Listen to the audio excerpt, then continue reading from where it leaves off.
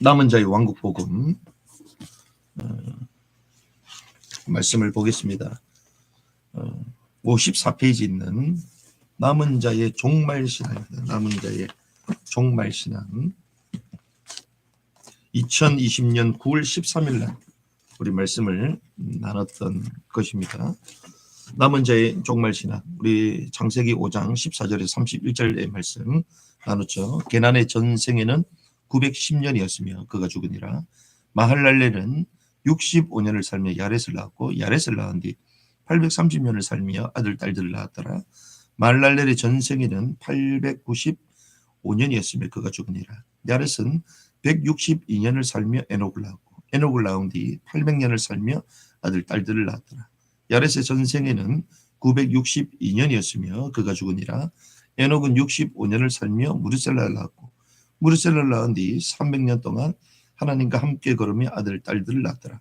에녹의 전생에는 365년이더라. 에녹이 하나님과 함께 걷더니 하나님께서 그를 데려가심으로 그가 있지 아니하더라. 무르셀라는 187년을 살며 라멕을 낳고 라멕을 낳은 뒤 782년을 살며 아들 딸들을 낳았더라. 무드셀라의 전생에는 969년이었으며 그가 죽으니라.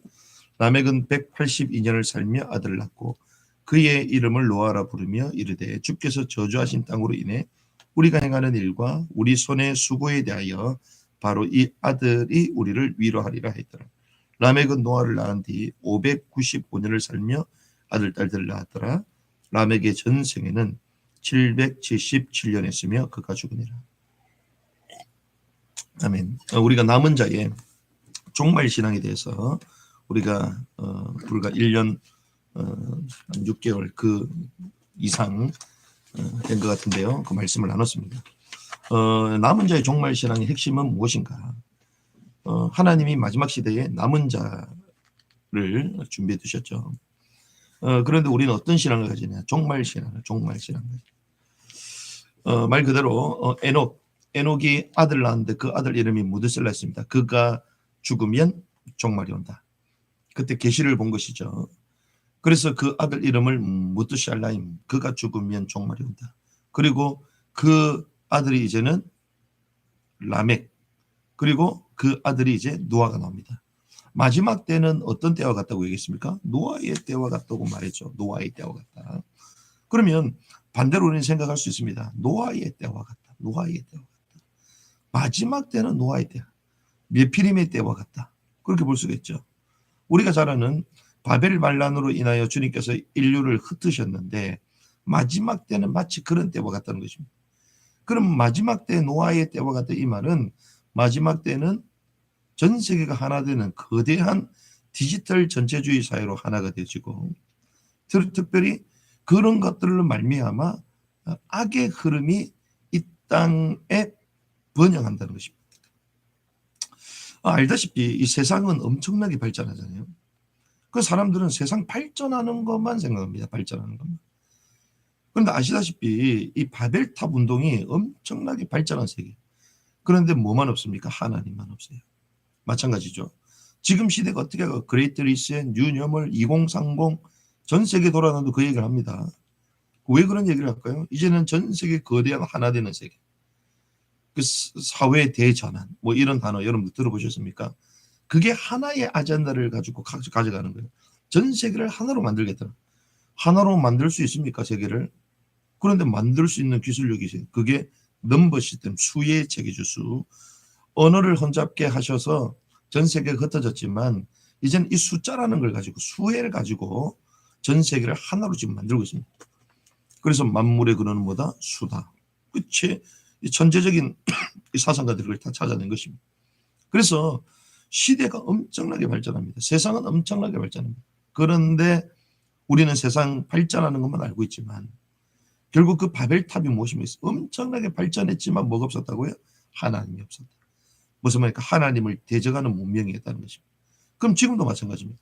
엄청나게 발전되는 디지털 전체주의 사회로 가는데 뭐만 없어요? 하나님만 없어요.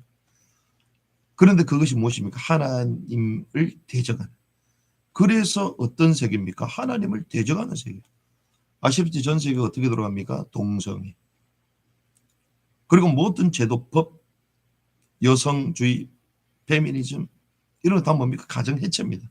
학생 인권 조례 전부 다 기존의 성경을 통하여 하나님 우리에게 주신 질서, 법, 근본을 다 해체시키는 전략으로. 그 해체시키는 게 아노미, 무규범이라는 단어잖아요. 마지막 시대에 어떤 시대가 올 것이다. 불법의 시대가 올 것이다. 그걸 전부 다 말하는 것입니다. 그러면 이 마지막 때에, 노아의 때에 우리가 봐야 될 것은 딱 두 가지입니다. 그것이 오늘 족보에 나옵니다. 족보.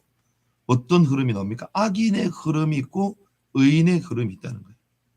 우리가 그냥 옛날에 성경을 볼 때는 와 너무 지루하다. 뭐 이렇게 이름이 많이 나오냐. 족보나 이랬는데 그것이 아니에요. 여기 세밀하게 보면 여기에 이름들이 하나씩 하나씩 나오는데 가인의 족보 이 이름의 그 의미들을 하나씩 보면 악인의 흐름이 그냥 정리가 돼요. 그리고 반대로 셋 계열의 족보가 나오는데 이게 의인의 흐름인데 이름 하나씩 하나씩 그 뜻을 상기해 보면 아 이게 하나님이 마지막 때에 하나님이 이런 사람들을 통하여 순수한 혈통을 보존하셨구나. 이걸 알게 된 거죠. 악인의 흐름 우리가 나중에 풀 메시지를 여러분 보시면 구체적으로 나오는데 한번 하시면 좋겠고 가인 계열의 족보 악인의 흐름이 나옵니다. 가인이 뭡니까? 내가 여호와로 말미암아 등남하였다. 이 하와이의 회개가 담겨 있는 이름이죠. 아들을 얻었습니다.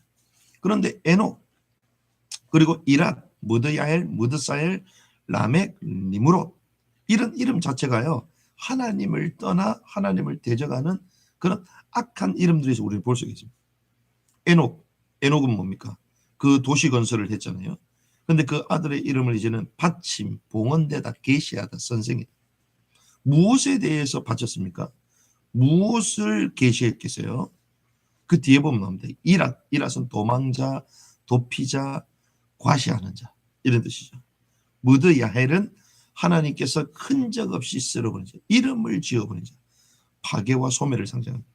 무드 사엘은 지옥의 사람인 혹은 하나님의 사람 두 개 중에 하나다. 주로 이렇게 보는데 전체적인 문맥을 보면 지옥의 사람이라고 볼 수 있어요. 라멕은 뭡니까? 강한 자, 정복자, 죽음을 노래하는 자죠. 니므롯 결국 바벨탑 건축의 후예 하나님을 대적한 문명 도시를 이뤘다. 이런 흐름들이 내려옴으로 결국 뭘 만들었어요? 바벨탑을 만드는 니므롯이 등장하는 것입니다. 이것이 악인의 흐름이에요. 악인의 흐름.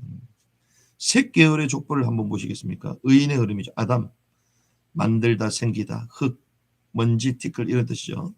셋은 허무입니다. 헤벨, 허무, 공허, 숨 이런 뜻입니다. 죽음 이후에 하나님은 이제 이 아벨을 대신해서 고정된 자, 기초, 토대 이 뜻의 이름이 셋입니다. 셋. 이 아벨이 허물, 숨, 공허 이런 뜻이었다면 이제 죽었잖아요. 아벨이 죽고 난 이후에 이제 셋은 고정된 자, 기초, 토대입니다. 그 다음에 에노시죠. 에노시는 깨지기 쉽다. 깨지기 쉽기 때문에 누굴 불러야 돼요? 여호와를 불러야 돼요. 그래서 비로소 누구의 이름을 불렀다? 여호와의 이름을 불렀다.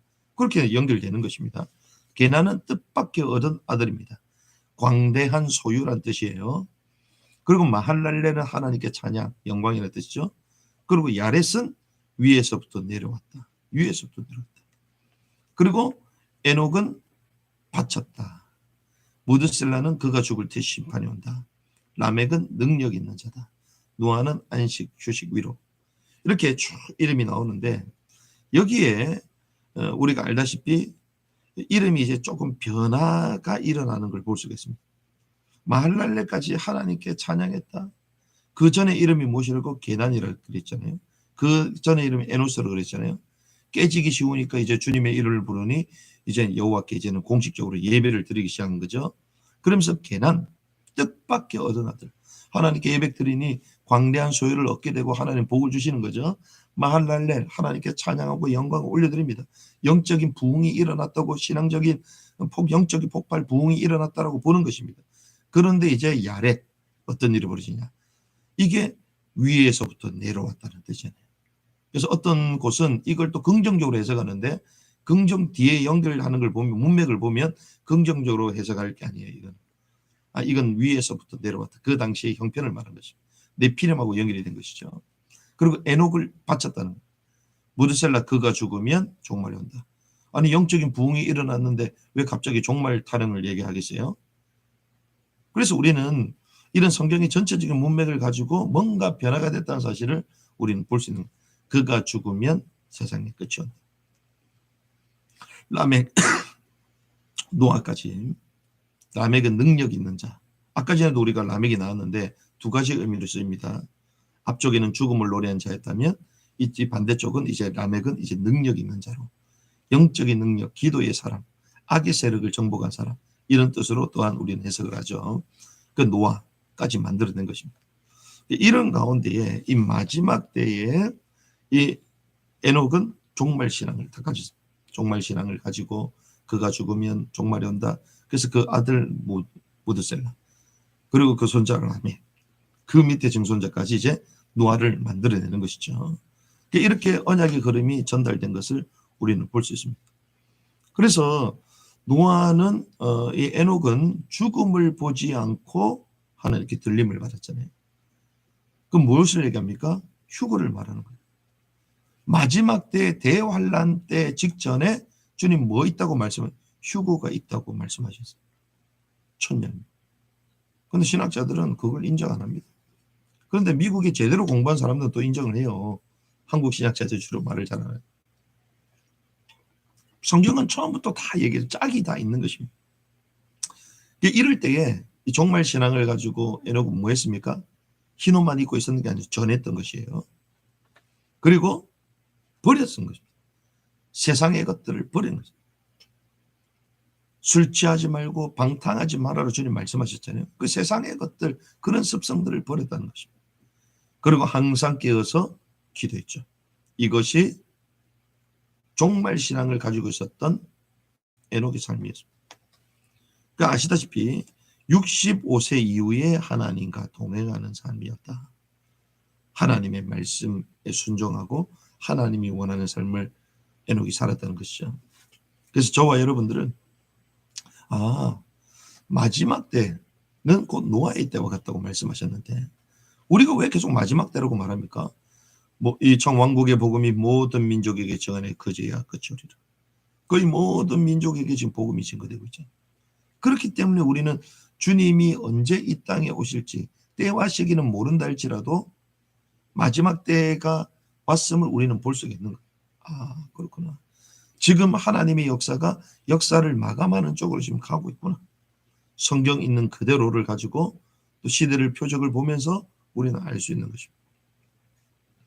아시다시피 주기철 목사님, 손양원 목사님, 우리가 몇 년 동안 막 가려고 했는데도 코로나 때문에 배제가 되고 이러면 못 갔잖아요. 그런데 주기철, 손양원 목사님 기념관들이 갔더니 전부 다 열려서 오픈했어. 어제부터 사실 열린 거죠. 다 해제를 시켰으니까. 보면서 느꼈던 게 또 뭐냐. 그렇구나. 그분들이 그 당대에 주님의 왕국을 사모하면서 마지막 때라고 생각하면서 사실은 종말 신앙을 가지고 그들이 순교의 자리까지 갔잖아요. 일사가고 순수한 신앙을 지켜가면서. 그런데 그 순수한 신앙의 열매로 저와 여러분과 한국교회가 있는 것이죠. 그렇구나. 그 에녹의 그 순수한 그 종말 신앙을 통하여 하나님은 무드셀라와 그리고 라멕과 그리고 노아까지 언약을 전달하고 순수한 메시아 혈통을 보존하게 하셨던 것처럼 지금 마지막 때 하나님이 저와 여러분들이 이러한 순수한 종말 신앙을 가지고 우리 후대들에게 또한 전달해서 하나님의 사역을 또 감당하는 이런 흐름 가운데 저와 여러분을 불러주셨던 것이죠. 그래서 지금 현실이 우리가 답답하기도 하고 녹록하지 않는다 할지라도 그거하고 우리하고는 상관없습니다. 우리는 그러잖아요. 옛날에는 좋았는데 옛날에도 어려웠어요. 그럼 앞으로는 좋아지가? 앞으로도 다 어렵습니다. 다 똑같습니다. 우리 인간은요, 죄성을 갖고 있기 때문에 늘 우리 입장에서 뭐든지 생각하고 우리 입장이 꼭 절대적인 것처럼 생각하는데 그렇지가 않아요. 모든 믿음의 선진들이 우리하고 동일한 삶을 살았습니다. 그 동일한 환경 가운데 살았어요. 그래서 하나님, 이 마지막 때에 복음이 땅끝까지 증거되고 있는 가정 가운데 있고 제2 바벨탑 운동, 전 세계가 이제는 디지털 전체주의 사회로 막 가고 있는 이런 가운데서 우리가 시대를 보되 더 중요한 것은 하나님의 언약을 붙잡고 우리가 후대들에게 온전한 복음의 말씀을 전가하고 현장에 의를 전파했던 노아죠. 그리고 우리 자신을 내적으로 성령의 충만함으로 세상의 것들을 덮어서버리고 항상 깨어서 기도함으로 우리 후대들에게 이 언약을 전달하고 우리 주변의 사람들을 깨우는 이런 일들이 우리 가운데 있게 하여 주시옵소서. 이 언약을 붙들고 승리하는 하루가 되기를 주님의 이름으로 축복합니다. 오늘